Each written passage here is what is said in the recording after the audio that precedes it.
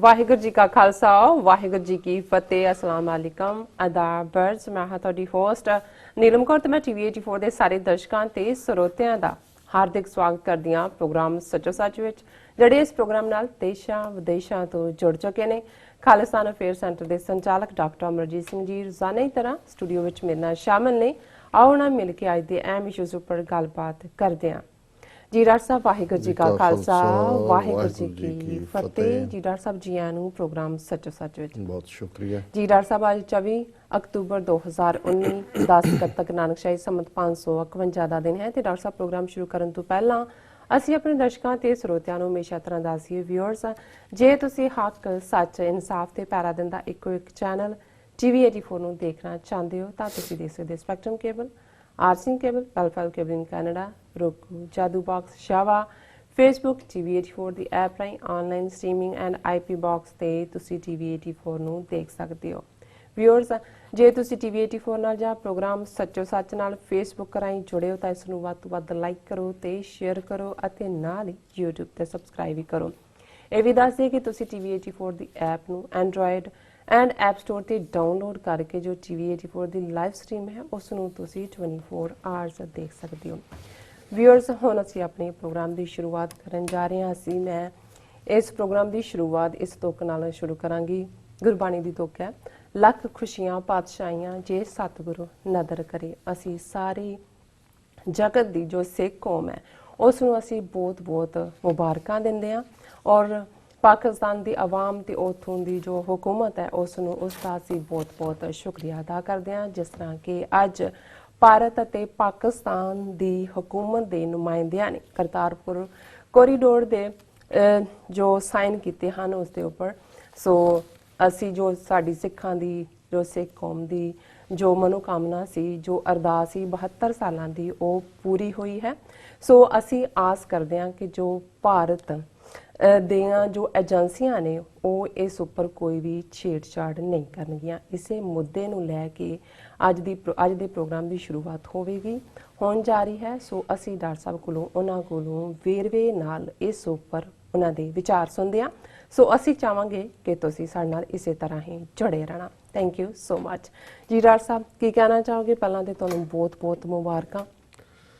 ਦੇਖੋ, ਜੇ ਅਸੀਂ ਰੂਹਾਨੀ ਦੁਨੀਆ ਦੀ ਗੱਲ ਕਰੀਏ ਜੀ ਤੇ ਜ਼ਾਹਰ ਹੈ ਰੱਬ ਦੀ ਅਜ਼ਮਤ, ਰੱਬ ਦੀ ਕਲਾ, ਰੱਬ ਦੀਆਂ ਵਡਿਆਈਆਂ, ਰੱਬ ਦੀਆਂ ਬਖਸ਼ਿਸ਼ਾਂ, ਉਸ ਨੂੰ ਅਸੀਂ ਜਦੋਂ ਫਰਮਾਉਂਦੇ ਹਾਂ ਗੁਰਬਾਣੀ ਦੇ ਆਧਾਰ ਦੇ ਉੱਤੇ ਤੇ ਪਿੰਗਲ ਪਰਬਤ ਪਾਰ ਪਰੇ ਖਲ ਚਤਰਬ ਕੀਤਾ ਜੀ ਕਿ ਰੱਬ ਚਾਹੇ ਤੇ ਜਿਹੜਾ ਪਿੰਗਲਾ ਉਹ ਪਹਾੜ ਤੇ ਚੜ੍ਹ ਸਕਦਾ, ਬਿਲਕੁਲ, ਤੇ ਜਿਹੜਾ ਸਿਰੇ ਦਾ ਮੂਰਖ ਹੈ ਉਹ ਬਹੁਤ ਸਿਆਣਾ ਵਾਈਜ਼ ਸੰਤ ਹੋ ਸਕਦਾ ਜੀ।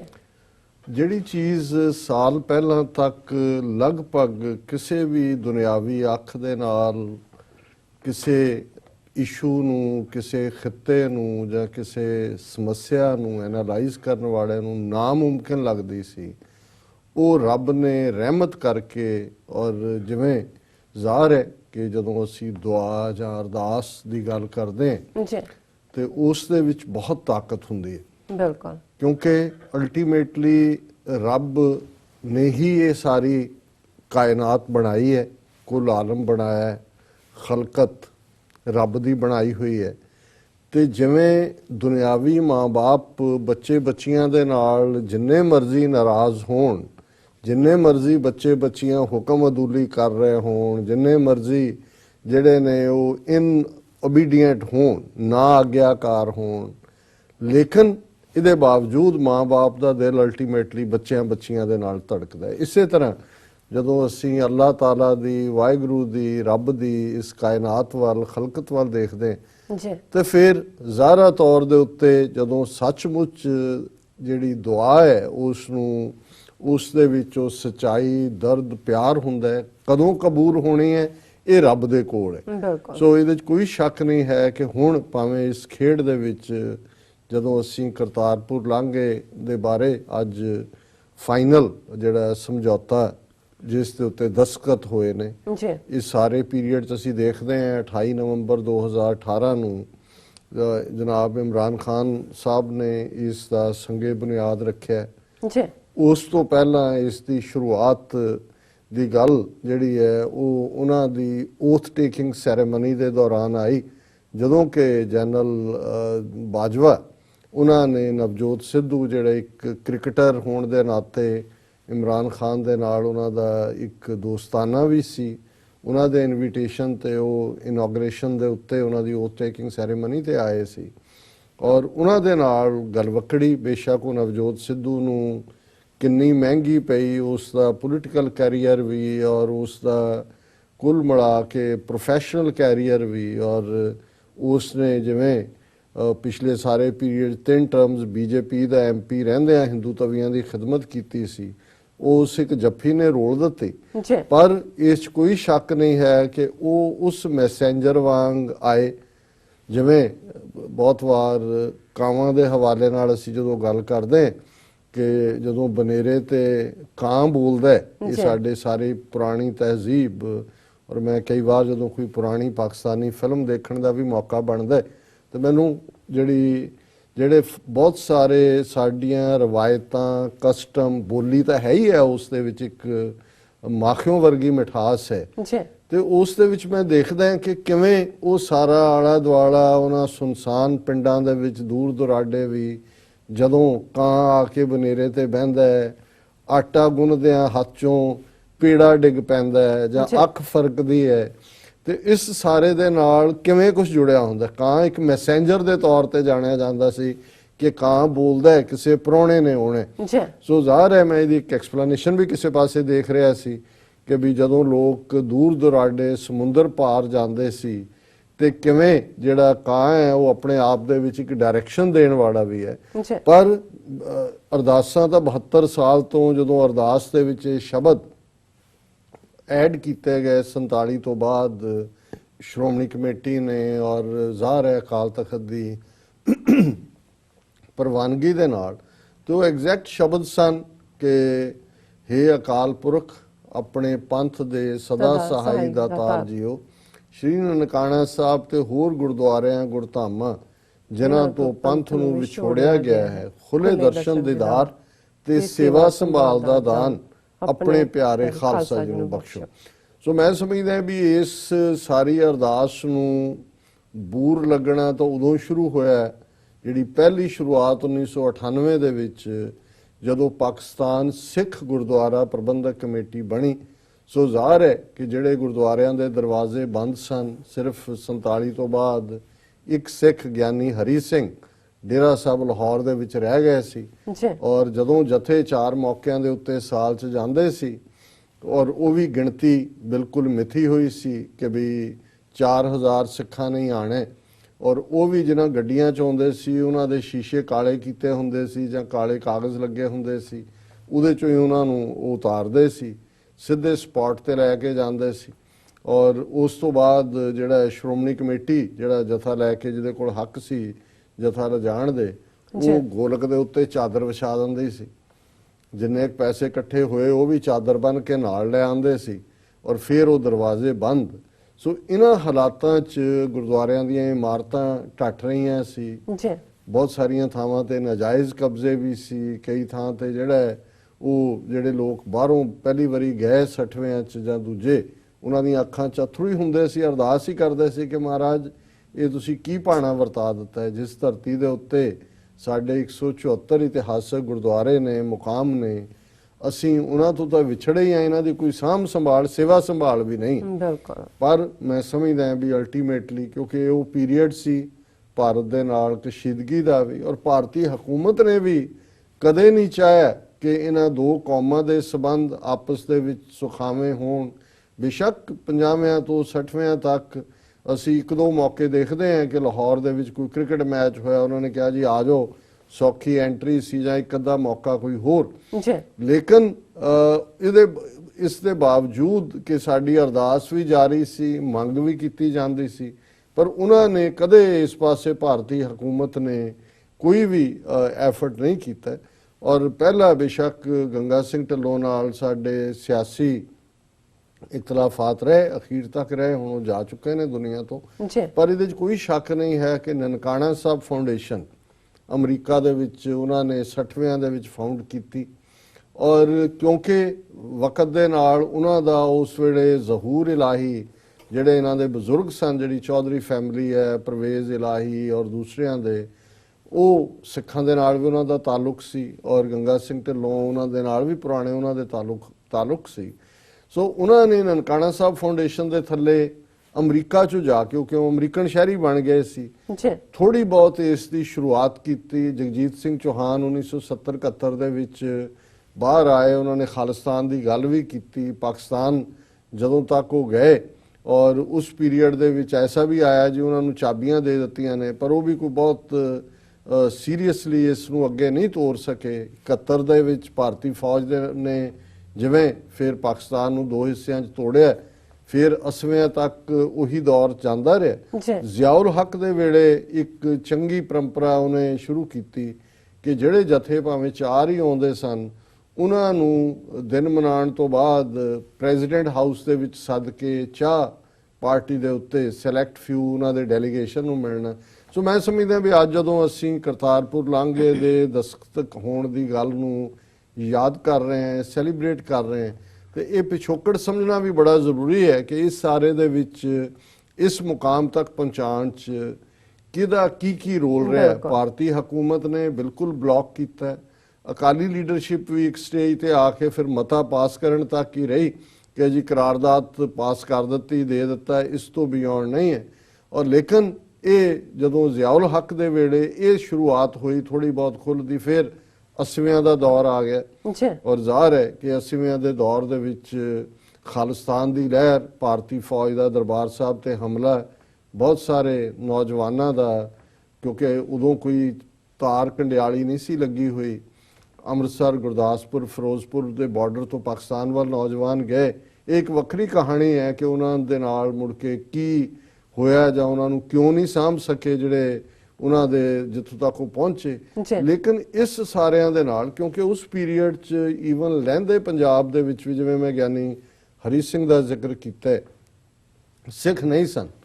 ਖੈਬਰ ਪਖਤੂਨਖਵਾ ਜਿਹੜਾ ਅੱਜ ਸੂਬਾ ਹੈ, ਉਦੋਂ ਨਾਰਥ ਵੈਸਟ ਫਰੰਟੀਅਰ ਪ੍ਰੋਵਿੰਸ ਸੀ, ਜਾਂ ਏਜੰਸੀ ਏਰੀਆ ਜਿੱਥੇ ਕਿ 47 ਦੇ ਪਾਗਲਪਨ ਦੇ ਬਾਵਜੂਦ ਉੱਥੇ ਥੋੜੇ ਬਹੁਤ ਸਿੱਖ ਜਿਹੜੇ ਨੇ ਉਹ ਮਹਿਫੂਜ਼ ਰਹੇ। ਅੱਜ ਵੀ ਜਿਹੜੇ ਨਨਕਾਣਾ ਸਾਹਿਬ 'ਚ 200-250 ਪਰਿਵਾਰ ਨੇ ਸਿੱਖਾਂ ਦੇ, ਇਹ ਸਾਰੇ ਬਾਅਦ ਦੇ ਵਿੱਚ ਖੈਬਰ ਪਖਤੂਨਖਵਾ ਚੋਂ ਜਾਂ ਕੁਛ ਅਫਗਾਨਿਸਤਾਨ ਦੇ ਨਾਲ ਜਦੋਂ ਟਕਰਾਅ 1979 ਸ਼ੁਰੂ ਹੋਇਆ ਉਦੋਂ ਆਏ ਨੇ। ਔਰ ਇਹ ਪਸ਼ਤੋ ਬੋਲਣ ਵਾਲੇ ਸਿੱਖ ਰਹੇ, ਇਹਨਾਂ ਨੇ ਬਹੁਤਿਆਂ ਨੇ ਪੰਜਾਬੀ ਇੱਧਰ ਆ ਕੇ ਸਿੱਖੀ। ਪੰਜਾਬੀ ਉਹਨਾਂ ਨੂੰ ਉਨੀ ਕੀ ਆਉਂਦੀ ਸੀ ਜਿੰਨਾ ਪਾਠ ਕੀਤਾ ਜਾ ਸਕਦਾ।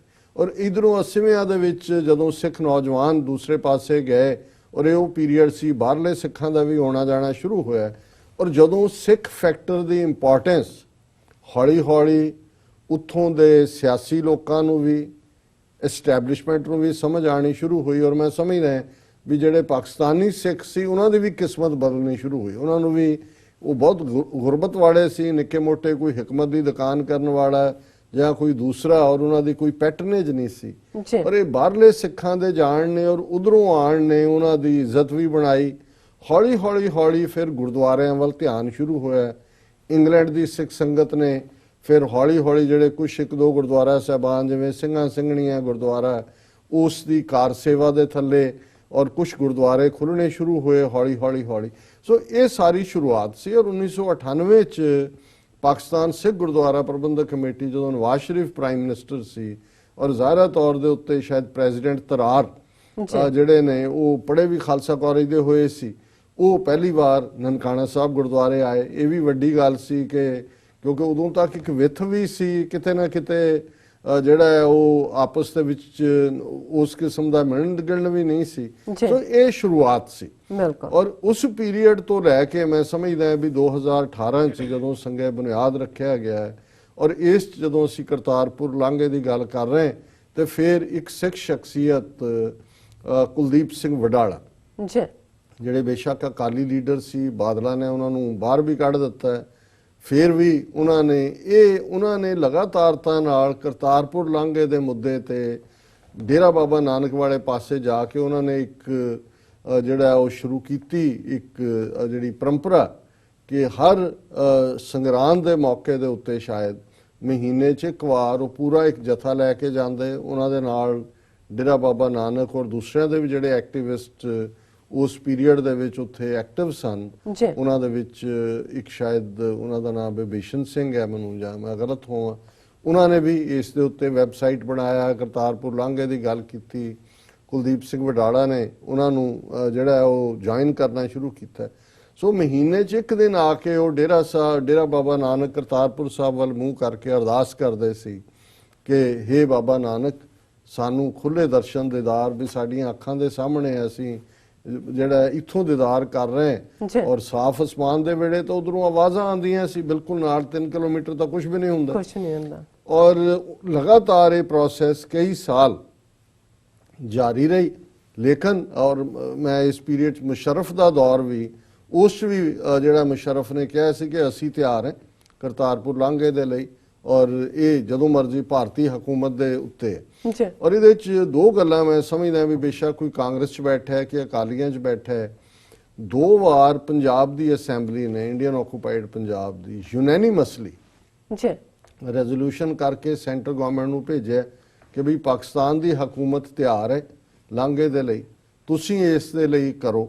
ਉਹਨਾਂ ਨੇ ਜਦੋਂ ਦੂਸਰੀ ਵਾਰੀ ਕਾਂਗਰਸ ਦੀ ਹਕੂਮਤ ਵੀ ਉੱਤੇ ਲੋਕਲ ਜਿਹੜਾ ਉਹਨਾਂ ਦਾ MLA ਉਹ ਵੀ ਬਾਜਵਾ, ਉਹਦੇ ਵੀ ਕਿਉਂਕਿ ਕਾਫੀ ਨਾਲ ਨਾਰੋਵਾਲ ਹੈ ਕਰਤਾਰਪੁਰ ਸਾਹਿਬ, ਵੈਸੇ ਜਿਹੜਾ ਸ਼ਾਇਦ ਨਾਰੋਵਾਲ ਉਦੋਂ ਜ਼ਿਲ੍ਹਾ ਨਹੀਂ ਨਾ ਹੋਏਗਾ 47 ਵੇਲੇ, ਕਹਿੰਦੇ ਸਿਆਲਕੋਟ ਦਾ ਹਿੱਸਾ ਸੀ, ਹੁਣ ਮੈਨੂੰ ਐਗਜ਼ੈਕਟ ਨਹੀਂ ਹੈ, ਲੇਕਿਨ ਜਾਂ ਸ਼ੱਕਰਗੜ੍ਹ ਤਹਿਸੀਲ 'ਚ ਸੀ ਔਰ ਸ਼ੱਕਰਗੜ੍ਹ ਜਿਹੜੀ ਹੈ ਉਹ ਅਦਰਵੇਜ਼। ਹੁਣ ਇਸ ਸਾਰੇ ਪੀਰੀਅਡ ਦੇ ਵਿੱਚ 2 ਰੈਜ਼ੋਲੂਸ਼ਨ ਹੋਣ ਤੋਂ ਬਾਅਦ ਸੈਂਟਰ ਗਵਰਨਮੈਂਟ ਵੀ ਮਾੜੀ ਮੋਟੀ ਮੂਵ ਹੋਈ, ਉਹਨਾਂ ਨੇ ਆ ਕੇ ਦੂਰਬੀਨਾਂ ਲਾ ਦਿੱਤੀਆਂ ਕਿ ਜੀ ਇੱਥੋਂ ਉਹ ਦੇਖ ਸਕਣ। ਫਿਰ ਜਦੋਂ ਪ੍ਰੈਸ਼ਰ ਬਿਲਟ ਹੋਣਾ ਸ਼ੁਰੂ ਹੋਇਆ, ਫਿਰ ਉਹਨਾਂ ਨੇ ਪ੍ਰੈਜ਼ੀਡੈਂਟ ਪ੍ਰਣਾਬ ਮੁਖਰਜੀ ਉਹ ਵੀ ਆਇਆ ਦੌਰਾ ਕਰਨ, ਉਹਨੇ ਵੀ ਦੇਖਣੇ ਜੀ ਸਿਕਿਉਰਿਟੀ ਰੀਜ਼ਨਸ ਨਹੀਂ। ਫਿਰ ਇੱਕ ਪਾਰਲੀਮੈਂਟਰੀ ਕਮੇਟੀ ਸ਼ਸ਼ੀ ਥਰੂਰ, ਮਨਮੋਹਨ ਸਿੰਘ ਦੀ ਸਰਕਾਰ 10 ਸਾਲ ਰਹੀ, ਉਸ ਪੀਰੀਅਡ ਦੇ ਵਿੱਚ ਸ਼ਸ਼ੀ ਥਰੂਰ ਦੀ ਅਗਵਾਈ ਦੇ ਥੱਲੇ ਜਿਹੜੀ ਹੈ ਉਹ ਇੱਕ ਕਮੇਟੀ ਵੀ ਆਈ, ਉਹਨਾਂ ਨੇ ਵੀ ਆ ਕੇ ਕਿਹਾ ਜੀ ਇਹ ਠੀਕ ਹੈ, ਸਿੱਖਾਂ ਦੀ ਮੰਗ ਹੈ ਔਰ ਪਾਕਿਸਤਾਨ ਵੀ ਭਾਵੇਂ ਸਿਕਿਉਰਿਟੀ ਰਿਸਕ ਹੈ, ਕਿਉਂਕਿ ਜ਼ਾਹਰ ਹੈ ਬਾਰਡਰ ਦੇ ਉੱਤੇ ਤਾਂ ਹੈ ਹੀ ਸੀ, ਔਰ ਜੋ ਕਰਤੂਤ ਇਹ ਕਰਦੇ ਰਹੇ ਨੇ ਖੁਦ ਵੀ 65 ਦੀ ਜੰਗ ਵੇਲੇ ਜਾਂ 71 ਵੇਲੇ ਉਹ ਬੰਬ ਵੀ ਉੱਥੇ ਰੱਖਿਆ ਹੋਇਆ ਸੀ ਹਿੱਸਾ ਉਹਦਾ, ਜਿਹੜਾ ਇਹਨਾਂ ਨੇ ਉਸ ਡੇਰਾ ਸਾਹਿਬ ਦੇ ਉੱਤੇ ਜਿਹੜਾ ਉਸ ਗੁਰਦੁਆਰਾ ਕਰਤਾਰਪੁਰ ਸਾਹਿਬ ਦੇ ਉੱਤੇ ਸੁੱਟਿਆ, ਜਿਹੜਾ ਕਿ ਉੱਥੋਂ ਦੇ ਖੂਹ ਦੇ ਵਿੱਚ ਡਿੱਗਿਆ ਔਰ ਉਹ ਨੁਕਸਾਨ ਹੁਣ ਉਹ ਬਚਿਆ। ਹੁਣ ਉਸ ਸਾਰੇ 'ਚ ਇਹਨਾਂ ਨੇ ਫਾਈਨਲ ਨਾ, ਔਰ ਜਦੋਂ 28 ਨਵੰਬਰ ਨੂੰ 2018 'ਚ ਇਮਰਾਨ ਖਾਨ ਸਾਹਿਬ ਨੇ ਜਿਹੜਾ ਸੰਗੇ ਬੁਨਿਆਦ ਰੱਖਿਆ, ਇਸ ਤੋਂ ਇੱਕ ਹਫ਼ਤਾ ਪਹਿਲਾਂ ਭਾਰਤ ਦੀ ਸਾਇੰਸ ਐਂਡ ਟੈਕਨੋਲੋਜੀ, ਕਿਉਂਕਿ ਇਹ ਮੰਗ ਸੀ, ਜਿਵੇਂ ਮੈਂ ਕਿਹਾ ਵੀ ਯੂਨੈਨਿਮਸ ਰੈਜ਼ੋਲੂਸ਼ਨ ਸੀ ਪੰਜਾਬ ਅਸੈਂਬਲੀ ਦੇ ਔਰ ਸਿੱਖਾਂ ਦੀ ਮੰਗ ਵੀ ਸੀ, ਹਰ ਇੱਕ ਨੇ ਕਹਿਣਾ। ਇੱਕ ਹਫ਼ਤਾ ਪਹਿਲਾਂ ਉਹਨਾਂ ਨੇ ਇਹ ਸੀ ਕਿ ਜੀ 550 ਸਾਲਾ ਗੁਰੂ ਨਾਨਕ ਸਾਹਿਬ ਦਾ ਪ੍ਰਕਾਸ਼ ਪੁਰਬ ਆ ਰਿਹਾ ਔਰ ਇਹਨੂੰ ਖੋਲ ਦਿਓ। ਇੱਕ ਹਫ਼ਤਾ ਪਹਿਲਾਂ ਉਹਨਾਂ ਦੀ ਸਾਇੰਸ ਐਂਡ ਟੈਕਨੋਲੋਜੀ ਮਿਨਿਸਟਰੀ ਨੇ ਕਿਹਾ ਜੀ ਨਹੀਂ, ਅਸੀਂ ਸ਼ਸ਼ੀ ਥਰੂਰ ਕਮੇਟੀ ਪ੍ਰਣਾਬ ਮੁਖਰਜੀ ਦੇ ਵੇਲੇ ਦੂਜੇ ਤੀਜੇ ਕਿਹਾ ਜੀ ਬਹੁਤ ਵੱਡਾ ਸਿਕਿਉਰਿਟੀ ਥ੍ਰੈਟ ਹੈ, ਔਰ ਇਹ ਫੈਸਲਾ ਲਿਆ ਗਿਆ ਹੈ ਕਿ ਜੀ 2 ਵੱਡੀਆਂ ਪਾਵਰਫੁਲ ਟੈਲੀਸਕੋਪਸ ਦੂਰਬੀਨਾਂ ਲਗਾਈਆਂ ਜਾਣਗੀਆਂ ਔਰ ਵੱਡੀਆਂ ਸਕਰੀਨਾਂ ਜਿਹੜੀਆਂ ਨੇ ਉਹ ਲੱਗਣਗੀਆਂ ਤਾਂ ਕਿ ਸਿੱਖ ਜਿਹੜੇ ਨੇ ਇਸ ਪਾਸਿਓਂ ਉਸ ਦੇ ਦਰਸ਼ਨ ਕਰ ਸਕਣ। ਸੋ ਫਾਈਨਲ ਨਾ, ਹੁਣ ਜਦੋਂ ਅਸੀਂ ਸ਼ੁਰੂਆਤ ਦੇ ਵਿੱਚ ਹੀ ਉਸ ਰੂਹਾਨੀ ਕਰਾਮਾਤ ਦੀ ਗੱਲ ਕਰਦੇ, ਇਹ ਕਰਾਮਾਤ ਨਹੀਂ ਤੇ ਹੋਰ ਕੀ ਹੈ, ਔਰ ਜ਼ਾਹਰ ਹੈ ਇਸ ਦਾ ਕ੍ਰੈਡਿਟ ਇਮਰਾਨ ਖਾਨ ਸਾਹਿਬ ਨੂੰ ਜਾਂਦਾ ਹੈ। ਅੱਜ ਵੀ ਸਾਡੇ ਬੜੇ ਪਿਆਰੇ ਦੋਸਤ ਵੀ, ਸੱਜਣ ਵੀ, ਔਰ ਖੁਦ ਹਾਕੀ ਦੇ ਬਹੁਤ ਵੱਡੇ ਪਲੇਅਰ ਰਹੇ ਆਕਿਲ ਖਾਨ ਜਿਹੜੇ ਨਿਊ ਜਰਸੀ 'ਚ ਰਹਿੰਦੇ ਨੇ, ਔਰ ਇੱਕ ਫੰਕਸ਼ਨ ਜਿਹੜਾ ਆਉਣ ਵਾਲੇ ਬੁੱਧਵਾਰ ਕੈਪੀਟਲ ਹਿਲ ਤੇ ਹੋ ਰਿਹਾ ਕਸ਼ਮੀਰ ਬਾਰੇ, ਉਹਦੇ 'ਚ ਪਾਕਿਸਤਾਨ ਦੇ ਹਾਈ ਕਮਿਸ਼ਨਰ ਵੀ ਆ ਰਹੇ ਨੇ, ਕਾਂਗਰਸਮੈਨ ਵੀ ਨੇ, ਮੈਨੂੰ ਵੀ ਉਹਨਾਂ ਨੇ as a Ki note speaker ਬਾਕੀਆਂ ਦੇ ਨਾਲ ਸੱਦਾ ਦਿੱਤਾ ਸੀ, ਪਰ ਅੱਜ ਮੈਂ ਉਹਨਾਂ ਤੋਂ ਮਾਫੀ ਮੰਗੀ ਕਿ ਵੀ ਅਸੀਂ ਯੂਬਾ ਸਿਟੀ ਜਾਣਾ ਤੇ ਉਹਨਾਂ ਦੇ ਨਾਲ ਵੀ ਜ਼ਾਹਰ ਹੈ ਅੱਜ ਫਾਈਨਲੀ ਉਹਨਾਂ ਨੂੰ ਮੈਂ ਜਿਹੜੀ ਹੈ ਨਾ ਕੀਤੀ। ਉਹਨਾਂ ਦੇ ਪਿਛਲੇ ਹਫਤੇ ਤੋਂ 2 ਹਫ਼ਤੇ ਤੋਂ ਹੀ ਉਹਨਾਂ ਦਾ ਇਨਵੀਟੇਸ਼ਨ ਸੀ ਤੇ ਗੱਲ ਕਰਦਿਆਂ ਹੋਇਆ ਤੇ ਮੈਂ ਕਿਹਾ ਜੀ ਦੇਖੋ ਅੱਲਾਹ ਤਾਲਾ ਨੇ ਜਿਸ ਨੂੰ ਵਡਿਆਈ ਦੇਣੀ ਹੈ, ਇਮਰਾਨ ਖਾਨ ਔਰਾਂ ਨੂੰ ਹੀ ਇਹ ਵਡਿਆਈ ਰੱਬ ਨੇ ਦਿੱਤੀ, ਔਰ ਜ਼ਾਹਰ ਹੈ ਨਵਜੋਤ ਸਿੱਧੂ ਤਾਂ ਉਸ ਕਾਂ ਵਾਂਗ ਆਇਆ ਸੁਨੇਹਾ ਲੈ ਕੇ, ਔਰ ਜਨਰਲ ਬਾਜਵਾ, ਮੈਂ ਸਮਝਦਾ ਵੀ ਇਹ ਠੀਕ ਹੈ ਕਿੱਥੇ ਸਿਸਟਮ ਕਿਵੇਂ ਕੰਮ ਕਰਦਾ ਹੈ। ਇਹ ਵੀ ਸ਼ਾਇਦ ਸਾਰੇ ਬੜੇ ਦੇਰ ਬਾਅਦ ਹੋਇਆ ਕਿ ਜਿੱਥੇ ਪਾਕਿਸਤਾਨ ਦੀ ਫੌਜ ਦਾ ਮੁਖੀ ਔਰ ਪ੍ਰਾਈਮ ਮਿਨਿਸਟਰ ਸਿਵਿਲੀਅਨ ਜਿਹੜੇ ਪ੍ਰੋਪਰਲੀ ਡੈਮੋਕ੍ਰੈਟਿਕਲੀ ਇਲੈਕਟਿਡ ਇੱਕੋ ਪੇਜ ਤੇ ਸੀ, ਜੀ ਇੰਪੋਰਟੈਂਸ ਦਾ ਵੀ ਅਹਿਸਾਸ ਸੀ। ਉਸ ਤੋਂ ਪਹਿਲਾਂ ਹੋਮਵਰਕ ਕੀਤਾ ਹੋਇਆ ਸੀ। ਬਿਲਕੁਲ ਇਹ ਨਹੀਂ ਹੈ ਜੇ ਅੱਜ ਅਸੀਂ ਇਹ ਮਾਣ ਨਾਲ ਕਹਿੰਦੇ ਹਾਂ ਕਿ ਇਹ ਦੁਨੀਆ ਦਾ ਸਭ ਤੋਂ ਵੱਡਾ ਗੁਰਦੁਆਰਾ ਹੈ, ਲਗਭਗ 800 ਏਕੜ ਜ਼ਮੀਨ ਐਕਵਾਇਰ ਕੀਤੀ ਹੈ ਔਰ ਕਿੰਨਾ ਵੱਡਾ ਜਿਹੜਾ ਕੰਪਲੈਕਸ ਹੈ ਔਰ ਆਲਰੇਡੀ ਕਿੰਨੀਆਂ ਚੀਜ਼ਾਂ ਕੰਪਲੀਟ ਨੇ, ਕਿੰਨੀਆਂ ਸੈਕੰਡ ਫੇਜ਼ ਹੋਣੀਆਂ ਨੇ, ਜੀ ਤੇ ਇਹ ਓਵਰਨਾਈਟ ਤਾਂ ਨਹੀਂ ਹੋਇਆ। ਬਿਲਕੁਲ ਉਸ ਦੇ ਲਈ ਪੂਰੇ ਉਸ ਪੀਰੀਅਡ ਦੇ ਵਿੱਚ ਤਿਆਰੀ ਔਰ ਉਹਨੂੰ ਔਰ ਫਿਰ ਮੈਂ ਇਹ ਸਮਝਦਾ ਹਾਂ ਕਿ ਇਕਰਾਰ ਦਾ ਨਿਭਾਣਾ ਜੀ ਇਸ 1 ਸਾਲ ਦੇ ਪੀਰੀਅਡ 'ਚ ਜੇ ਅਸੀਂ ਸਿਆਸੀ ਤੌਰ ਤੇ ਡਿਵੈਲਪਮੈਂਟਸ ਦੇਖੀਏ ਤੇ ਕਿੰਨੀਆਂ ਹੋਈਆਂ। ਬਿਲਕੁਲ ਬਿਲਕੁਲ ਪੁਲਵਾਮਾ ਅਟੈਕ, ਉਹਦੀ ਅਟੈਕ 'ਚ ਪਾਕਿਸਤਾਨ ਦੀ ਸੋਵਰਨਿਟੀ ਵਾਇਓਲੇਟ ਕਰਨੀ ਭਾਰਤ ਵੱਲੋਂ, ਬਾਲਾਕੋਟ ਆਲਮੋਸਟ ਜੰਗ ਦੇ ਨੇੜੇ, 2019 ਦੀਆਂ ਚੋਣਾਂ ਪੂਰਾ ਨੈਗੇਟ ਕੀਤਾ ਪਾਕਿਸਤਾਨ ਨੂੰ ਔਰ ਸੋ ਕਾਲਡ ਪੈਟਰੀਓਟਿਜ਼ਮ ਦੇ ਥੱਲੇ ਉਹਨਾਂ ਨੇ ਆਪਣਾ ਦੂਸਰਾ ਜਿਹੜੀ ਹੈ ਟਰਮ ਕੱਢੀ। ਔਰ ਇਸ ਸਾਰੇ ਦੇ ਨਾਲ ਨਾਲ ਅਸੀਂ ਦੇਖ ਰਹੇ ਹਾਂ ਕਿ ਆਈਨੀ ਗੁੰਡਾਗਰਦੀ 5 ਅਗਸਤ ਤੋਂ ਜਿਵੇਂ ਆਰਟੀਕਲ 370 ਫਿਨਿਸ਼ ਕਰਨਾ ਔਰ ਜੰਮੂ ਕਸ਼ਮੀਰ ਨੂੰ ਹੀ 2 ਹਿੱਸਿਆਂ 'ਚ ਵੰਡ ਦੇਣਾ। ਜੀ ਦੁਨੀਆ ਭਰ ਦੇ ਵਿੱਚ ਨੈਗੇਟਿਵਿਟੀ ਭਾਰਤ ਵੱਲੋਂ, ਉਹ ਫਾਈਨੈਂਸ਼ੀਅਲ ਟਾਸਕ ਫੋਰਸ ਹੋਏ IMF ਦੀ, ਉਹ ਕਿਸੇ ਨੂੰ ਦਹਿਸ਼ਤਗਰਦ ਐਲਾਨਣਾ ਹੋਏ UN ਦੇ ਲੈਵਲ ਦੇ ਉੱਤੇ, ਔਰ ਜਿੰਨੀਆਂ ਇਸ ਪੀਰੀਅਡ ਦੇ ਵਿੱਚ ਕੋਈ ਵੀ ਜਿਹੜੀਆਂ ਨੇ ਪਿਛਲੇ ਪੀਰੀਅਡ 'ਚੋਂ ਸਾਰਕ ਦੀ ਹੋਏ, ਉਹ ਹਾਰਟ ਆਫ ਏਸ਼ੀਆ ਹੋਏ, ਉਹ ਬ੍ਰਿਕਸ ਹੋਏ, ਜੀ ਸਾਰੀ ਨੈਗੇਟਿਵਿਟੀ। ਪਰ ਇੱਥੇ ਆ ਕੇ ਜੇ ਇਹ ਰੂਹਾਨੀ ਕ੍ਰਿਸ਼ਮਾ ਨਹੀਂ ਤੇ ਹੋਰ ਕੀ ਹੈ ਕਿ ਉਹ ਜਿਹੜੇ ਨੇ ਉੱਥੇ ਗੁੱਡਣੇ ਇਹਨਾਂ ਨੂੰ ਇੰਡੀਆ ਨੂੰ ਟਿਕਣੇ ਪੈਂਦੇ ਸੀ, ਜੀ ਕਿਉਂਕਿ ਉਹਨਾਂ ਦੀਆਂ ਏਜੰਸੀਆਂ ਨੇ ਕੈਲਕੂਲੇਟ ਕੀਤਾ ਸੀ ਕਿ ਹੁਣ ਮੂੰਹ 'ਚ ਸਾਡੇ ਕੋੜ ਕਿਰਲੀ ਫਸ ਗਈ ਹੈ, ਜੇ ਅਸੀਂ ਸੁੱਟਾਂਗੇ ਤਾਂ ਭੁੱਖੇ ਮਰਾਂਗੇ ਤੇ ਜੇ ਲੰਘਾਵਾਂਗੇ ਤੇ ਫਿਰ ਕੋੜ ਹੋਏਗਾ। ਇਹ ਲੋਕਾਂ 'ਚ ਆ ਕੇ ਮੂੰਹ 'ਚ ਕੋੜ ਕਿਰਲੀ ਜਿਹੜੀ ਆ ਉਹਦਾ ਨਾਂ ਹੀ ਕੋੜ ਕਿਰਲੀ ਹੈ, ਇਸ ਲਈ ਹੈ। ਜੀ ਔਰ ਜ਼ਾਹਰ ਹੈ ਕਿ ਹੁਣ ਉਹਨਾਂ ਨੇ ਕਿਹਾ ਵੀ ਕੋਈ ਨਹੀਂ ਕੋੜ ਨਾਲ ਮਰ ਜਾਓ, ਲੰਘਾਣੀ ਪਈ, ਜਿਹਨੂੰ ਅੱਕ ਚੱਬਣਾ ਕਹਿੰਦੇ ਨੇ, ਪਰ ਇਹ ਕ੍ਰਿਸ਼ਮੇ ਹੀ ਹੁੰਦੇ ਨੇ। ਔਰ ਉਧਰ ਜੇ ਐਲਾਨ ਸੀ ਕਿ 550 ਸਾਲਾ ਸ਼ੁਰੂ ਤੋਂ ਹੋਣ ਤੋਂ, ਕਿਉਂਕਿ 12 ਨਵੰਬਰ ਨੂੰ ਗੁਰੂ ਨਾਨਕ ਸਾਹਿਬ ਦਾ ਪ੍ਰਕਾਸ਼ ਪੁਰਬ ਹੈ, ਤੇ ਫਿਰ ਜਿਹੜਾ 9 ਨਵੰਬਰ ਨੂੰ ਐਲਾਨ ਕੀਤਾ ਉਹਨਾਂ ਨੇ ਟਵੀਟ ਰਾਹੀਂ, ਕਿਉਂਕਿ ਆਲਰੇਡੀ ਮੁਕੰਮਲ ਹੈ। ਔਰ ਇਸ ਪੀਰੀਅਡ 'ਚ ਭਾਰਤ ਨੇ, ਉਹਨਾਂ ਦੀਆਂ ਏਜੰਸੀਆਂ ਨੇ ਜਿਹੜੇ 3 ਰਾਉਂਡ ਚੱਲੇ ਉਹਦੇ 'ਚ ਕੀ ਨੈਗੇਟਿਵ ਨਹੀਂ ਕੀਤਾ ਉਹਨੂੰ ਡੀਰੇਲ ਕਰਨ ਦੇ ਲਈ। ਔਰ ਉਹਦੇ ਹੁਣ ਅਸੀਂ ਵੇਰਵੇ 'ਚ ਨਹੀਂ ਜਾਵਾਂਗੇ ਔਰ ਅਸੀਂ ਉਹਨਾਂ ਦਰਸ਼ਕਾਂ ਨੂੰ ਜਿਹੜੇ ਨਵੇਂ ਜੁੜਦੇ ਨੇ ਜਾਂ ਸਾਰੀ ਡੀਟੇਲ ਨੂੰ ਫੋਲੋ ਨਹੀਂ ਕਰਦੇ, ਉਹਨਾਂ ਨੂੰ ਅਸੀਂ ਦੱਸ ਦਈਏ ਕਿ ਵੀ ਇਹ ਜਿਹੜਾ ਐਗਰੀਮੈਂਟ ਸਾਈਨ ਹੋਇਆ 0 ਲਾਈਨ ਦੇ ਉੱਤੇ, ਔਰ ਬਾਬੇ ਨਾਨਕ ਦਾ ਕ੍ਰਿਸ਼ਮਾ ਬੇਸ਼ੱਕ ਦੋਨਾਂ ਪਾਸਿਆਂ 'ਚੋਂ ਕੋਈ ਪੱਗ ਨਜ਼ਰ ਨਹੀਂ ਆਈ ਕਿ ਕੋਈ ਸਿੱਖ ਨਹੀਂ ਹੈ, ਪਰ ਬਾਬਾ ਨਾਨਕ ਬੈਠੇ ਨੇ ਦੋਨਾਂ ਧਿਰਾਂ ਜਿਹੜੇ ਨੂੰ ਜਿਹੜਾ ਇੱਕ ਪਲੇਟਫਾਰਮ ਤੇ ਲਿਆ ਕੇ ਔਰ ਇਸੇ ਮੁੱਦੇ ਦੇ ਉੱਤੇ। ਔਰ ਜਦੋਂ ਵੀ ਮੈਨੂੰ ਜਿਵੇਂ BBC ਦੀ ਇੰਟਰਵਿਊਅਰ ਬੀਬੀ ਨੇ ਪੁੱਛਿਆ ਕਿ ਜੀ ਕੀ ਇਹਦੇ ਨਾਲ ਆਪਸੀ ਸਬੰਧ ਭਾਰਤ ਪਾਕਿਸਤਾਨ ਦੇ ਸੁਖਾਵੇਂ ਹੋਣਗੇ, ਆਪਸ ਪਿਆਰ ਵਧੇਗਾ, ਮੈਂ ਕਿਹਾ ਜੀ ਬਿਲਕੁਲ ਨਹੀਂ, ਇਹ ਤਾਂ ਸਿੱਖਾਂ ਦੇ ਨਾਲ ਸਮਝੌਤਾ ਹੈ ਔਰ ਸਿੱਖਾਂ ਨੇ ਆਪਣੇ ਜਿਹੜਾ ਦਿਲਾਂ ਦੇ ਉੱਤੇ ਬਿਠਾ ਲਿਆ ਪਾਕਿਸਤਾਨੀ ਆਵਾਮ ਨੂੰ, ਲੋਕਾਂ ਨੂੰ। ਜ਼ਾਹਰ ਹੈ ਇਮਰਾਨ ਖਾਨ ਨੇ ਵੀ ਜੋ ਰੁਤਬਾ ਸਾਡੇ ਇਤਿਹਾਸ 'ਚ ਹਾਸਲ ਕੀਤਾ ਹੈ, ਸੋ ਮੈਂ ਕਿਹਾ ਜੀ ਇਹ ਸਮਝੌਤਾ ਹੈ ਪਾਕਿਸਤਾਨ ਇੰਡੀਆ ਨਹੀਂ, ਪਾਕਿਸਤਾਨ ਤੇ ਸਿੱਖ ਕੌਮ ਹੈ। ਔਰ ਜ਼ਾਹਰ ਹੈ ਵੀ 30 ਮਿਲੀਅਨ ਸਿੱਖ ਕੌਮ ਜਿਹੜੀ ਹੈ ਉਹ ਹਮੇਸ਼ਾ ਹੀ ਅੱਜ ਵੀ ਔਰ ਮੁਸਤਕਬਲ ਦੇ ਵਿੱਚ ਵੀ ਉਹ ਰਿਣੀ ਰਹੇਗੀ। ਔਰ ਅੱਜ ਉਸ ਸਮਝੌਤੇ ਦੇ ਉੱਤੇ 0 ਲਾਈਨ ਤੇ ਪਾਕਿਸਤਾਨ ਵੱਲੋਂ ਡਾਕਟਰ ਮੁਹੰਮਦ ਫੈਜ਼ਲ ਜਿਹੜੇ ਡਾਇਰੈਕਟਰ ਨੇ ਸਾਊਥ ਏਸ਼ੀਆ ਔਰ ਸਾਰਕ ਦੇ, ਫੋਰਨ ਆਫਿਸ ਨਾਲ ਉਹਨਾਂ ਦਾ ਤਾਲੁਕ ਹੈ, ਔਰ ਭਾਰਤ ਵੱਲੋਂ ਉਹਨਾਂ ਦਾ ਜੁਆਇੰਟ ਸੈਕਟਰੀ, ਉਸ ਨੇ ਦਸਤਖਤ ਕੀਤੇ।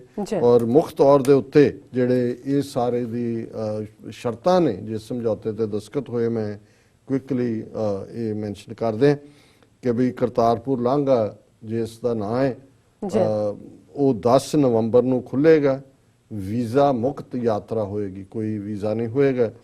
ਕਿਸੇ ਵੀ ਧਰਮ ਨਾਲ ਸੰਬੰਧਿਤ ਭਾਰਤੀ ਸ਼ਰਧਾਲੂ ਲਾਂਘੇ ਰਾਹੀਂ ਦਰਸ਼ਨਾਂ ਲਈ ਜਾ ਸਕਦੇ ਨੇ ਕਿ ਵੀ ਉਹਦੇ ਤੇ ਕੋਈ, ਕਿਉਂਕਿ ਪਹਿਲਾਂ ਉਹਨਾਂ ਦੀ ਜਿਹੜਾ ਸਿੱਖਾਂ ਲਈ ਸੀ, ਫਿਰ ਜਦੋਂ ਬਾਬੇ ਨਾਨਕ ਦੀ ਗੱਲ ਆਈ ਤੇ ਜ਼ਾਹਰ ਹੈ ਕਿ ਵੀ ਬਾਬਾ ਨਾਨਕ ਸ਼ਾਹ ਫਕੀਰ, ਹਿੰਦੂ ਕਾ ਗੁਰੂ ਮੁਸਲਮਾਨ ਕਾ ਪੀਰ, ਇਹ ਪੰਜਾਬ ਦੀਆਂ ਲੋਕ ਬੋਲੀਆਂ 'ਚ ਰਿਹਾ, ਉਹਨਾਂ ਨੇ ਕਿੰਨਾ ਕੁ ਗੁਰੂ ਮੰਨਿਆ ਜਾਂ ਗੁਰੂ ਨਾਨਕ ਦੀ ਉਮਤ ਨਾਲ ਕੀ ਕੀਤਾ, ਇਹ ਵੱਖਰੀ ਗੱਲ ਹੈ। ਇਸ ਲਈ ਇਹ ਸਮਝੌਤਾ ਇੰਡੀਆ ਨਾਲ ਨਹੀਂ ਹੋ ਰਿਹਾ, ਸਿੱਖ ਕੌਮ ਨਾਲ ਹੋ ਰਿਹਾ ਜੀ ਕਿਉਂਕਿ ਉਹਨਾਂ ਨੇ ਤਾਂ ਬਾਬੇ ਨਾਨਕ ਦੀ ਉਮਤ ਨੂੰ ਇੱਕ ਤੋਂ ਬਾਅਦ ਇੱਕ ਨਸਲਕੁਸ਼ੀ ਰਾਹੀਂ ਵੰਗਾਰਿਆ। ਜੀ ਔਰ ਲੇਕਿਨ ਅਲਟੀਮੇਟਲੀ ਬਾਬੇ ਨਾਨਕ ਦੀ ਕਰਾਮਾਤ ਹੀ ਹੈ ਕਿ ਬਾਬੇ ਨਾਨਕ ਦੀ ਉਮਤ ਦੀ ਅਰਦਾਸ ਜਿਹੜੀ ਹੈ ਉਹ ਅਲਟੀਮੇਟਲੀ ਸੁਣੀ ਗਈ ਹੈ।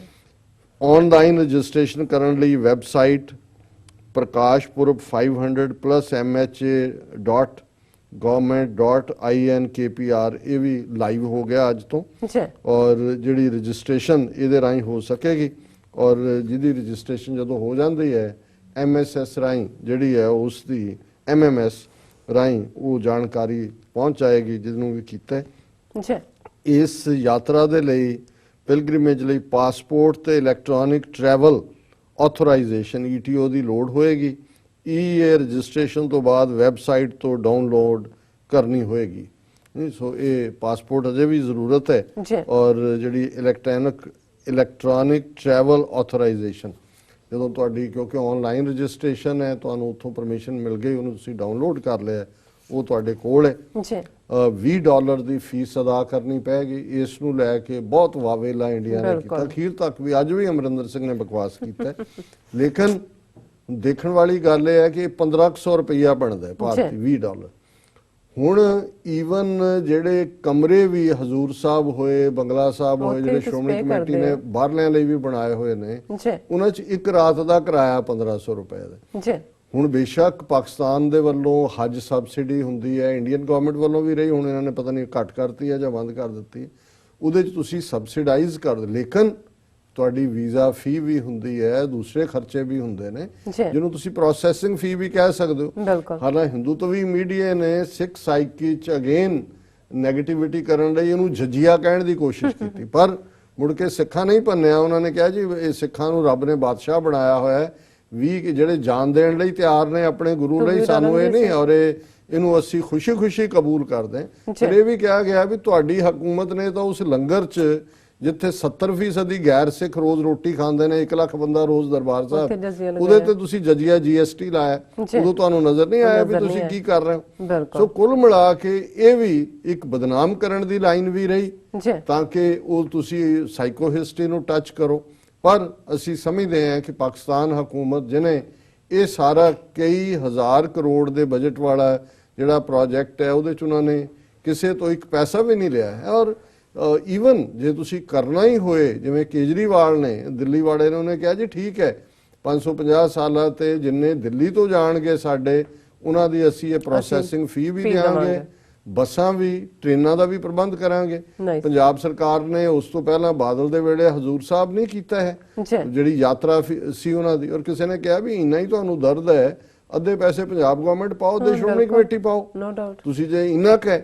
ਸੋ ਮੈਂ ਸਮਝਦਾ ਵੀ ਇਹ ਇਸ਼ੂ ਹੀ ਨਹੀਂ ਸੀ, ਇਹਨਾਂ ਨੇ ਡੈਲੀਬਰੇਟਲੀ ਇਹਨੂੰ ਇਸ਼ੂ ਬਣਾ ਕੇ ਖੜਾ ਕੀਤਾ ਪਰ ਪਾਕਿਸਤਾਨ ਜਿਹੜਾ ਹੈ ਉਸਨੇ ਸਟਿਕ ਕੀਤਾ। ਹਾਲਾਂਕਿ ਕੁਝ ਸਿੱਖ ਜਥੇਬੰਦੀਆਂ ਦੀ ਇਹ ਮੰਗ ਜ਼ਰੂਰ ਸੀ ਕਿ ਵੀ ਜੇ ਇਹਨੂੰ ਤੁਸੀਂ ਥੋੜਾ ਘਟਾ ਦਿੰਦੇ ਹੋ ਰਾਦਰ ਮੈਂ ਈਵਨ ਹਾਲਾਂਕਿ ਇਸ ਮੁੱਦੇ ਤੇ ਅਸੀਂ ਬੜੀ ਕਲੀਅਰ ਪੋਜੀਸ਼ਨ ਲਈ ਕਿ ਭਾਈ ਇਹ ਠੀਕ ਹੈ, ਅਸੀਂ ਸਮਝਦੇ ਹਾਂ ਵੀ ਜੇ 5-7-10% ਕਿਉਂਕਿ 5000 ਬੰਦੇ ਨੇ ਰੋਜ਼ ਜਾਣਾ ਹੈ ਉਹਨਾਂ ਨੂੰ ਤੁਸੀਂ ਸਬਸਿਡਾਈਜ਼ ਵੀ ਕਰ ਦਿਓ ਤੇ ਬਾਹਰੋਂ ਔਰ ਦੂਸਰੇ ਅਮੀਰ ਸਿੱਖ ਇਸ ਗੱਲ ਲਈ ਤਿਆਰ ਹੋਣਗੇ ਕਿ ਜੀ ਭਾਈ ਜੇ ਕੋਈ ਹਾਲਾਂਕਿ ਕੋਈ ਐਸਾ ਨਹੀਂ ਹੈ ਜਿਹੜਾ ਭਾਰਤ ਦੇ ਵਿੱਚ ਔਰ ਖਾਸ ਤੌਰ ਤੇ ਪੰਜਾਬ ਸਿੱਖਾਂ ਦੇ ਮਾਮਲੇ 'ਚ ਕੋਈ ਯਾਤਰਾ ਕਰਦਾ, ਤੁਸੀਂ ਹਜ਼ੂਰ ਸਾਹਿਬ ਜਾਂਦੇ ਹੋ, ਹੇਮਕੁੰਟ ਸਾਹਿਬ ਜਾਂਦੇ ਹੋ, ਦੂਜੇ ਜਾਂਦੇ ਹੋ, ਇੰਨੀ ਗਰੀਬੀ ਵੀ ਨਹੀਂ ਮਾਰੀ ਹੋਈ। ਲੇਕਿਨ ਜੇ ਤੁਸੀਂ ਹੁਣ ਐਵੇਂ ਬਹਾਨਾ ਹੀ ਬਣਾਉਣਾ ਪਰ ਮੈਂ ਸਮਝਦਾ ਵੀ ਈਵਨ ਕੁਝ ਜਿਹੜੇ ਨੇ ਉਹ ਸਬਸਿਡਾਈਜ਼ ਵੀ ਕੀਤੇ ਜਾ ਸਕਦੇ ਨੇ ਜਿਹਦੀ ਟੇਕ ਕੇਅਰ ਬਾਹਰਲੇ ਸਿੱਖ ਕਰ ਸਕਦੇ ਨੇ। ਔਰ ਜਿਹੜੀ ਭਾਰਤੀ ਮੂਲ ਦੇ ਲੋਕ ਯਾਨੀ ਵਿਦੇਸ਼ਾਂ 'ਚ ਰਹਿਣ ਵਾਲੇ ਭਾਰਤੀ ਵੀ ਸਲਾਂਘੇ ਰਾਹੀਂ ਜਾ ਸਕਦੇ ਨੇ। ਇਸ ਲਈ ਉਹਨਾਂ ਨੂੰ ਦੇਸ਼ ਦਾ ਪਾਸਪੋਰਟ ਤੇ OCI ਕਾਰਡ ਹੋਣਾ ਲਾਜ਼ਮੀ ਹੈ।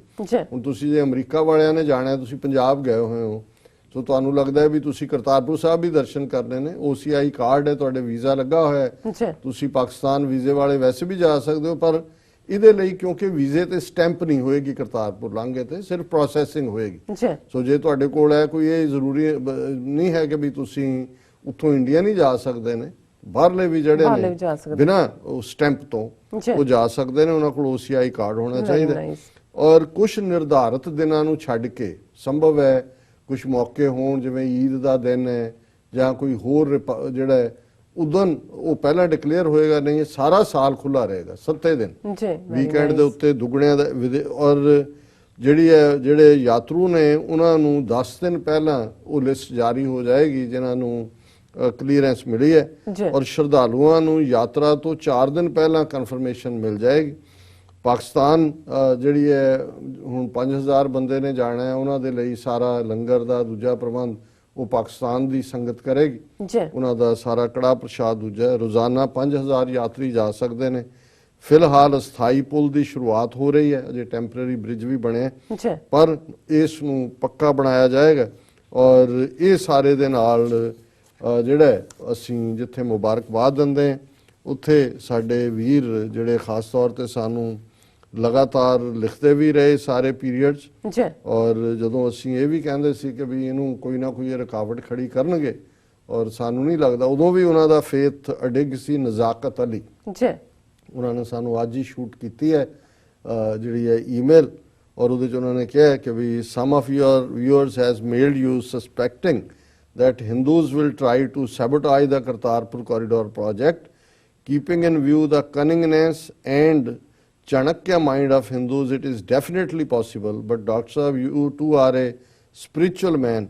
Do you think they would not have tried to sabotage it since its inception by the Pakistan?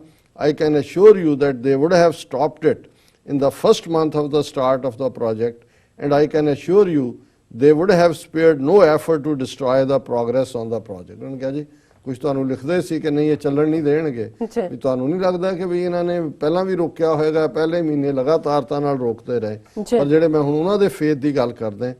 But this project has the banking of Baba Guru Nanak and the saints of hour Holi land. ਉਹਨਾਂ ਨੇ ਬਾਬਾ ਗੁਰੂ ਨਾਨਕ ਵੀ capital 'ਚ ਲਿਖਿਆ ਵੱਡੇ ਅੱਖਰਾਂ ਕਿ ਇਸ ਨੂੰ ਬਾਬਾ ਗੁਰੂ ਨਾਨਕ ਤੇ ਸਾਡੇ ਧਰਤੀ ਦੇ ਜਿਹੜੇ ਫਕੀਰ ਨੇ, ਸੰਤ ਨੇ, ਉਹਨਾਂ ਦਾ ਆਸ਼ੀਰਵਾਦ, ਉਹਨਾਂ ਦੀਆਂ ਜਿਹੜੀਆਂ blessing C, they could not succeed before and they will never be able to successfully conspire against in future as well. ਨਾ ਉਹ ਪਹਿਲਾਂ ਕਾਮਯਾਬ ਹੋਏ ਨੇ, ਨਾ ਹੀ ਮੁਸਤਕਬਲ ਦੇ ਵਿੱਚ ਉਹ ਹੋ ਸਕਣਗੇ। It was with blessings and backing of Baba Ji that Pakistan was able to conceive the plan about making the resting place of Baba Ji as the biggest Gurdwara in the world. ਕਿ ਇਹ ਬਾਬਾ ਨਾਨਕ ਦੀ ਬਖਸ਼ਿਸ਼ ਸੀ ਕਿ ਪਾਕਿਸਤਾਨੀ ਹਕੂਮਤ ਨੇ ਸੋਚਿਆ ਕਿ ਜਿੱਥੇ ਬਾਬਾ ਨਾਨਕ ਆਰਾਮ ਫਰਮਾ ਰਹੇ ਨੇ, ਜੋਤੀ ਜੋਤ ਸਮਾਏ ਨੇ, ਉੱਥੇ ਦੁਨੀਆ ਦਾ ਸਭ ਤੋਂ ਵੱਡਾ ਗੁਰਦੁਆਰਾ ਜਿਹੜਾ ਉਹ ਤਾਮੀਰ ਕੀਤਾ ਜਾਏ। And this gurdwara deserves to be biggest as the guidance and spirituality flows from here to all the Sikh shrines in the world. ਕਿ ਵਾਕਈ ਇਹ ਹੱਕਦਾਰ ਸੀ ਇਹ ਥਾਂ ਕਿ ਦੁਨੀਆ ਦਾ, ਕਿਉਂਕਿ ਇੱਥੋਂ ਹੀ ਉਹ ਰੋਸ਼ਨੀ ਜਿਹੜੀ ਗੁਰੂ ਨਾਨਕ ਸਾਹਿਬ ਨੇ ਬਖਸ਼ੀ ਕੁੱਲ ਦੁਨੀਆ ਭਰ ਦੇ ਵਿੱਚ ਜਾਂਦੀ ਹੈ, ਸ਼ਾਈਨ ਕਰਦੀ ਹੈ। Sikh shines in the world, shrine ਨਹੀਂ shine, shines in the world. I am so proud of my government for making Kartarpur so magnanimous and graceful that it would have made the Hindu Tawi feel the heat of the gracefulness of the building. कि भी मैंने बहुत खुशी है कि मेरी हुकूमत ने इस कदर खूबसूरत और ਵੱਡੀ ਇਮਾਰਤ ਔਰ ਸਾਰਾ ਇਹ ਪ੍ਰੋਜੈਕਟ ਕੀਤਾ। ਜ਼ਾਹਰ ਹੈ ਹਿੰਦੂ ਤਵੀਆਂ ਦੇ ਦਿਲਾਂ ਦੇ ਉੱਤੇ ਜਿਹੜੀ ਹੈ ਉਹ ਅੱਗ ਲੱਗੀ ਹੋਏਗੀ। And every Sikh who visits Kartarpur will leave with a sense of pride ਕਿ ਜਿਹੜਾ ਵੀ ਸਿੱਖ ਕਰਤਾਰਪੁਰ ਜਾਏਗਾ ਉਹਨੂੰ ਇੱਕ ਸਿੱਖ ਦੇ ਨਾਤੇ ਵੀ ਫਖਰ ਹੋਏਗਾ ਕਿ ਮੈਂ ਆਪਣੇ ਬਾਬੇ ਨਾਨਕ ਦੇ ਮੁਕਾਮ ਤੇ ਆਇਆ ਔਰ ਕਿਸ ਕਦਰ ਇਸ ਥਾਂ ਦੀ ਜਿਹੜੀ ਹੈ ਉਹ ਬਲੇਸਿੰਗ ਹੈ। It's not just a worship place, it is place of Sikh identity, their pride and confirmation of Sikh as a separate nation. ਹੁਣ ਐਵੇਂ ਨਹੀਂ ਉਹਨਾਂ ਨੇ 72 ਸਾਲ ਰੋਕਿਆ ਜਾਂ ਇੰਡੀਅਨ ਹਕੂਮਤ ਨੇ ਨਹੀਂ ਹੋਣ ਦਿੱਤਾ, ਕਿਉਂਕਿ ਇਹ ਇਕੱਲਾ ਇਹ ਨਹੀਂ ਹੈ ਵੀ ਤੁਸੀਂ ਗੁਰਦੁਆਰੇ ਗਏ ਤਾਂ ਉੱਥੇ ਕੋਈ ਪੂਜਾ ਕਰਕੇ ਆ ਗਏ। ਇਹ ਤੁਹਾਡੀ ਆਈਡੈਂਟੀਟੀ, ਪ੍ਰਾਈਡ, ਆਪਣੀ ਹੋਂਦ ਔਰ ਕਿਸ ਕਦਰ ਔਰ ਮੁਹੱਬਤ ਜਿਹੜੀ ਪਾਕਿਸਤਾਨ ਦੇ ਅਵਾਮ ਔਰ ਉਹਨਾਂ ਦੀ ਐਡਮਿਨਿਸਟ੍ਰੇਸ਼ਨ ਸਿੱਖਾਂ ਦੇ ਲਈ ਹੈ, ਇਸ ਚੋਂ ਨਿਕਲਦਾ ਹੈ। This project also shows the love and affection of Pakistani nation towards our Sikh brethren. Our political parties have nothing in common. They criticize the government on every issue, but when it comes to Kartarpur, they all are on the same page.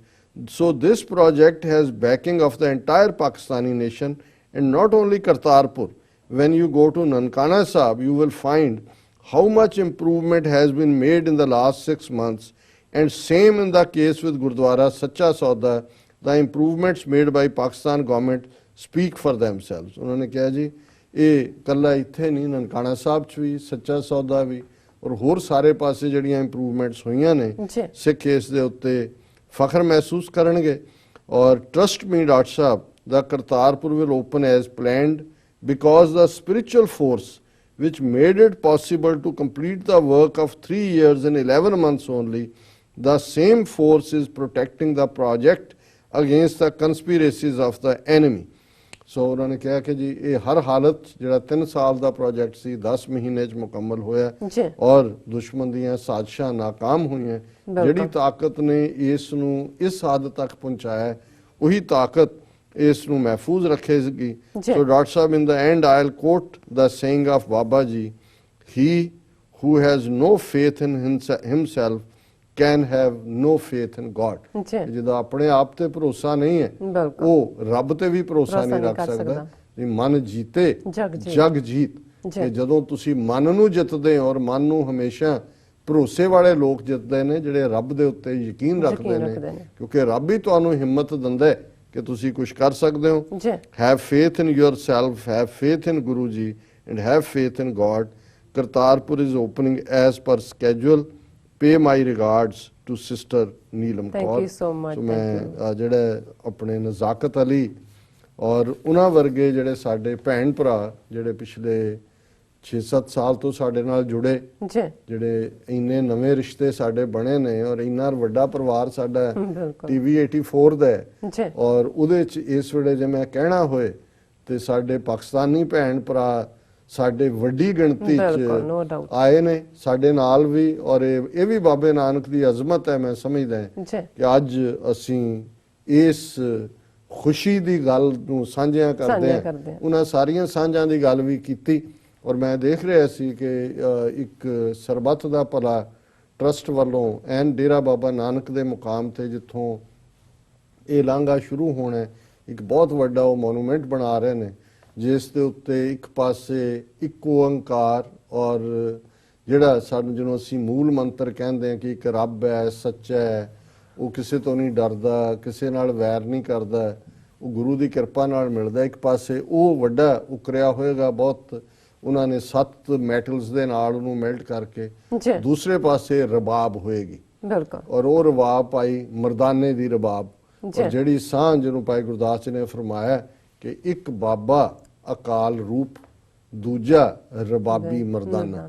ਸੋ ਇਹ ਜਿਹੜੀ ਸਾਂਝ ਬਾਬੇ ਦੀ ਬਾਣੀ ਦੀ ਤੇ ਭਾਈ ਮਰਦਾਨੇ ਦੀ ਰਬਾਬ ਦੀ, ਜਿਹੜੀ ਸਿੱਖ ਔਰ ਇਸਲਾਮ ਦੀਆਂ ਸਾਂਝਾਂ ਦੀ ਗੱਲ, ਬਾਣੀ ਤੇ ਰਬਾਬ, ਤੇ ਫਿਰ ਸਾਈਂ ਮੀਆਂ ਮੀਰ ਹਰਮੰਦਰ ਸਾਹਿਬ ਦਾ ਸੰਗੇ ਬੁਨਿਆਦ ਰੱਖਣ ਵਾਲੇ, ਜਿਹਨੂੰ ਵਕਤ ਨੇ ਜਿਹੜੀ ਹਿਸਟੋਰੀਕਲ ਪ੍ਰੀਡਿਸਪੋਜੀਸ਼ਨ ਸੀ ਵੱਖਰੇ ਰੰਗਾਂ 'ਚੋਂ ਗੁਜ਼ਾਰਿਆ। 18ਵੀਂ ਸਦੀ, 19ਵੀਂ ਸਦੀ, 47 ਦਾ ਪਾਗਲਪਨ ਦਾ ਦੌਰ ਵੀ ਸਾਡੇ ਤੇ ਸਵਾਰ ਹੋਇਆ, ਪਰ ਇਹ ਬਾਬੇ ਨਾਨਕ ਦਾ ਕ੍ਰਿਸ਼ਮਾ ਹੈ। ਇਹ ਇਕੱਲਾ ਇੱਕ ਕਰਤਾਰਪੁਰ ਇੱਕ 800 ਏਕੜ 'ਚ ਇੱਕ ਬਣਨ ਵਾਲਾ ਗੁਰਦੁਆਰਾ ਹੀ ਨਹੀਂ ਹੈ, ਜਾਂ ਮਹਿਜ਼ ਇਹ 3 ਮੀਲ ਦਾ ਲਾਂਘਾ ਨਹੀਂ ਹੈ। ਇਹ ਉਹ ਦੋਨਾਂ ਕੌਮਾਂ ਦਾ ਪਿਆਰ ਦਾ ਪੁੱਲ ਹੈ, ਉਹ ਸਾਂਝ ਹੈ ਬਾਬੇ ਨਾਨਕ ਦੀ ਬਾਣੀ, ਭਾਈ ਮਰਦਾਨੇ ਦੀ ਰਬਾਬ ਦੀ, ਤੇ ਉਹ ਸਾਈਂ ਮੀਆਂ ਮੀਰ ਤੇ ਗੁਰੂ ਅਰਜਨ ਸਾਹਿਬ ਦੀ ਉਸ ਰੂਹਾਨੀ ਮੁਹੱਬਤ ਦੀ। ਔਰ ਆਉਣ ਵਾਲੇ ਪੀਰੀਅਡ 'ਚ ਇਹੀ ਸਾਂਝ, ਇਹੀ ਲਾਂਘਾ ਭਾਰਤ ਨਾਲ ਤਾਂ ਇਹਨਾਂ ਦੀਆਂ ਨੀਤੀਆਂ, ਇਹਨਾਂ ਦੀ ਸੋਚ, ਇਹਨਾਂ ਦੀ ਜਿਹੜੀ ਹੈ ਕਪਟ ਵਾਲੀ ਬੁੱਧੀ ਤਾਂ ਨਹੀਂ ਬਦਲਣੀ, ਲੇਕਿਨ ਇਹ ਜਿਹੜਾ 30 ਮਿਲੀਅਨ ਸਿੱਖ ਨੇਸ਼ਨ ਔਰ ਉਹ ਭਾਰਤੀ ਕਬਜ਼ੇ ਵਾਲਾ ਪੰਜਾਬ, ਇਸ ਸਾਂਝਾਂ ਦੇ ਲਈ ਬਾਹਾਂ ਖੁੱਲ ਗਈਆਂ ਨੇ, ਗਲਵਕੜੀਆਂ ਵੀ ਪੈਣਗੀਆਂ। ਔਰ ਉਹ ਸਾਰੀ ਫਿਜ਼ਾ ਦੇ ਅੰਦਰ ਧੰਨ ਗੁਰੂ ਨਾਨਕ, ਧੰਨ ਬਾਬਾ ਨਾਨਕ, ਇਹ ਜਿਹੜੇ ਨੇ ਲਫ਼ਜ਼ ਵੀ ਗੂੰਜਣਗੇ। ਔਰ ਉਹੀ ਪੰਜਾਬ ਜਿਸ ਬਾਰੇ ਪ੍ਰੋਫੈਸਰ ਪੂਰਨ ਸਿੰਘ ਨੇ ਜਦੋਂ ਉਸ ਸਾਂਝ ਦੀ ਗੱਲ ਕੀਤੀ ਸੀ ਤਾਂ ਉਹਨਾਂ ਨੇ ਫਰਮਾਇਆ ਸੀ ਕਿ ਪੰਜਾਬ ਨਾ ਹਿੰਦੂ ਨਾ ਮੁਸਲਮਾਨ, ਪੰਜਾਬ ਵਸਦਾ ਗੁਰਾਂ ਦੇ ਨਾਂ ਤੇ। ਜੀ ਡਾਕਟਰ ਸਾਹਿਬ ਤੁਹਾਡਾ ਬਹੁਤ ਬਹੁਤ ਸ਼ੁਕਰੀਆ। ਇੱਥੇ ਲੈਣੇ ਆ ਬ੍ਰੇਕ। ਪੇਜ ਤੋਂ ਪਹਿਲਾਂ ਅਸੀਂ ਆਪਣੇ ਦਰਸ਼ਕਾਂ ਤੇ ਸਰੋਤਿਆਂ ਨੂੰ ਅਪੀਲ ਤੇ ਬੇਨਤੀ ਕਰਦੀ ਹਾਂ ਵਿਊਅਰਸ, ਜਿਸ ਤਰ੍ਹਾਂ ਕਿ ਅਸੀਂ ਜਾਣਦੇ ਹਾਂ ਕਿ ਤੁਸੀਂ ਜਾਣਦੇ ਹੋ ਕਿ ਟੀਵੀ 84 ਇੱਕ ਪੰਥਕ ਚੈਨਲ ਹੈ। ਟੀਵੀ 84 ਸਿੱਖਾਂ, ਕਸ਼ਮੀਰੀਆਂ ਅਤੇ ਭਾਰਤ ਦੀਆਂ ਨਾਰਥ ਈਸਟ ਸਟੇਟਾਂ ਦੇ ਲੋਕਾਂ ਦੇ ਸਵੈ ਨਿਰਣੇ ਦੇ ਹੱਕਾਂ ਦਾ ਹਾਮੀ ਹੈ। ਅਸੀਂ ਚਾਹਾਂਗੇ ਕਿ ਤੁਸੀਂ ਟੀਵੀ 84 ਦੀ ਚੜ੍ਹਦੀ ਕਲਾ ਲਈ ਵੱਧ ਤੋਂ ਵੱਧ ਡੋਨੇਟ ਕਰੋ। ਡੋਨੇਟ ਕਰਨ ਲਈ ਸਾਡੀ ਵੈਬਸਾਈਟ tv84.tv ਤੇ ਜਾ ਕੇ ਪੇਪਲ ਦੀ ਵਰਤੋਂ ਕਰਕੇ ਵਨ ਟਾਈਮ ਡੋਨੇਟ ਕਰ ਸਕਦੇ ਹੋ, ਮੰਥਲੀ ਡੋਨੇਟ ਵੀ ਕਰ ਸਕਦੇ ਹੋ। ਤੁਸੀਂ ਟੀਵੀ 84 ਦੇ ਨਾਮ ਤੇ ਚੈੱਕ ਬਣਾ ਕੇ ਸਾਨੂੰ ਮੇਲ ਵੀ ਕਰ ਸਕਦੇ ਹੋ ਸਾਡੇ ਇਸ ਪਤੇ ਤੇ 36-01 37th Avenue, Long Island City, New York 11101 USA, ਜਾਂ ਫਿਰ ਤੁਸੀਂ ਸਾਨੂੰ ਫੋਨ ਰਾਹੀਂ ਵੀ ਸੰਪਰਕ ਕਰ ਸਕਦੇ ਹੋ ਸਾਡੇ ਫੋਨ ਨੰਬਰ ਤੇ 5164060694। Thank you so much viewers. ਵਿਚਾਰਾਂ ਦਾ ਸਿਲਸਿਲਾ ਇਸ ਤਰ੍ਹਾਂ ਚੱਲਦਾ ਰਹੇਗਾ। ਮਿਲਦੇ ਹਾਂ ਛੋਟੇ ਜਿਹੇ ਬ੍ਰੇਕ ਤੋਂ ਬਾਅਦ।